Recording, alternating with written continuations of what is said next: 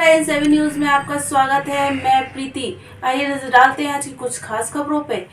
जब आमरण अनशन पर बैठे डॉक्टर दीप स्वरूप आनंद महाराज का बीजेपी वरिष्ठ नेता भगत सिंह कुशवाहा ने समस्या को समझकर समाधान हेतु शासन प्रशासन को जानकारी दी, जिसके बाद स्थानीय कलेक्टर और अधिकारियों ने अनशन स्तर पर पहुंचकर अनशन तोड़वाते हुए आश्वासन दिया कि शीघ्र ही मांगों को पूरा करेंगे। हम आपको बता दें, गौवंश हितकर अनिश्चितकालीन भूख हड़ताल कर रहे स्वामी देव स्वरूपानंद महाराज के समर्थन में आए बीजेपी वरिष्ठ नेता भगत सिंह कुशवाहा के सहयोग के बाद स्थानीय शासन प्रशासन के समक्ष प्रस्ताव रखा, जिसके बाद तत्काल अनशन स्थल पर पहुंचकर आला अधिकारियों ने मांगों को मांगते हुए सहयोग की बात की। स्वरूपानंद ने भगत सिंह कुशवाहा का धन्यवाद दिया और जिसके प्रश्न होकर उनके द्वारा उज्जवल संस्थान का समर्थन देने की बात कही। जब बीजेपी नेता सम्मान किया और डॉक्टर देव स्वरूपानंद महाराज ने संस्था से जुड़े देश के सभी 15 राज्यों के सदस्य का समर्थन भगत सिंह कुशवाहा को देने की बात कही और कहा, ऐसे आरएसएस कार्यकर्ताओं की वजह से बीजेपी सरकार बना रही है। आइए आपको सुनवाते हैं क्या कुछ कहा डॉक्टर देव स्वरूपानंद जी महाराज ने IN7 न्यूज से खास बातचीत में।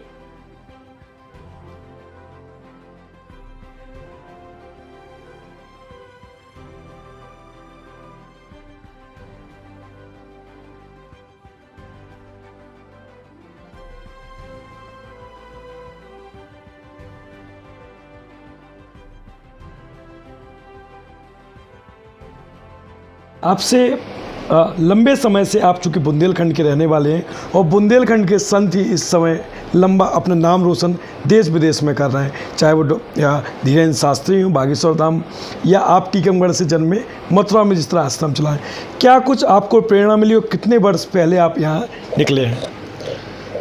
जय श्री राम, नर्मदे हर। सबसे पहले तो मैं ये बताना चाहता हूँ कि ये हमारे बुंदेलखंड की जो भूमि है, इसे वाकई में कहा जाए ये पावन पवित्र भूमि है। वैसे तो पूरा भारतवर्ष हमारा पावन पवित्र है, लेकिन बुंदेलखंड एक संतों की भूमि मानी जाती है, क्योंकि बुंदेलखंड में एक संत नहीं पूर्व से ही अनेकों संतों ने जन्म लिया है। ये जिसमें आपको कारवां खुद ब खुद मिल जाता है। चर्चाओं में आता है कि आपके साथ भक्त स्वतः जुड़ जाते हैं, ना कोई आपके चमत्कार न कुछ। तो मुहिम कैसे चुनते हो, कैसा फैसला करते हैं? देखिए, जीवन दो तरह का होता है व्यक्ति को जोड़ने का। अगर हम स्वयं अपने लिए जिएंगे तो ये स्वाभाविक है कि कोई व्यक्ति उससे नहीं जुड़ेगा।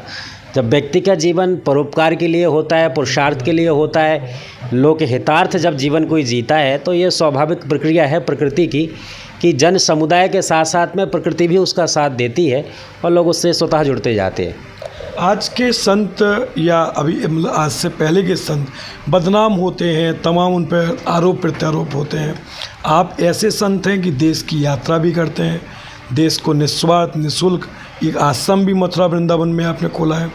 ऐसे में क्या मानते हैं और क्या प्रेरणा देनी चाहिए, और सभी समाज को जिस तरह एकजुट करने की आप प्रेरणा देते हैं, तो क्या कुछ संदेश देंगे हमारे चैनल के माध्यम से देश को? ये प्रत्येक व्यक्ति की जिम्मेदारी है, विशेषकर संतों की जिम्मेदारी है, क्योंकि संत का मतलब यह है कि संत जीता तो है स्वयं के लिए, लेकिन वो वास्तव में देखा जाए तो जीता समाज के लिए है। क्योंकि संत अपनी मेहनत जो मानता है वो दूसरे के भिक्षाटन से जीवन जीता है। भगत सिंह कुशवाहा जैसे लोगों को आप किस दृष्टि से देखते हैं? संत ही मानेंगे या किस तरीके से आप उनको देखेंगे? देखिए, मैं कहता हूँ कि भारतीय जनता पार्टी का वाकई ये सौभाग्य है। दो चीज़ें होती हैं, एक तो ये होता है कि किसी की पहचान होती है कि ये भारतीय जनता पार्टी का सदस्य है या कार्यकर्ता है, ये एक बात होती है।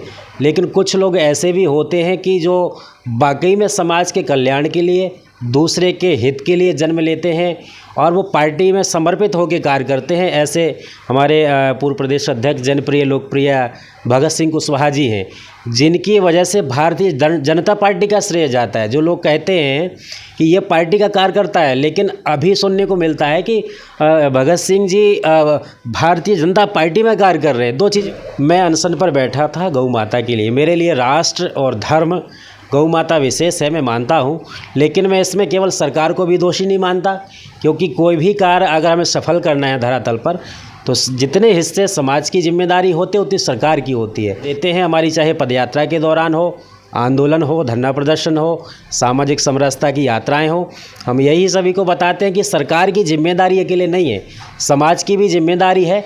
समाज को भी जागरूक करना है और सरकार को भी जागरूक करना है। ये संत का जीवन है। संस्था में अब तक कितने लोगों का आपको सहयोग? अभी हमारी संस्था में लगभग हमारे 15 राज्यों में संस्था हमारी चलती है और विशेषकर उत्तर प्रदेश और मध्य प्रदेश तो हर जिला स्तर तक हमारी टीम खड़ी हुई है जो प्रयासरत है इन सभी कामों के लिए। अभी आगामी मध्य प्रदेश विधानसभा चुनाव है, किसकी ओर आपका रुख होगा? भाई देखिए, हम लोग जो संत होते हैं, अगर इनमें देखा जाए तो ये धर्म सापेक्ष राजनीति को पसंद करने वाले होते हैं।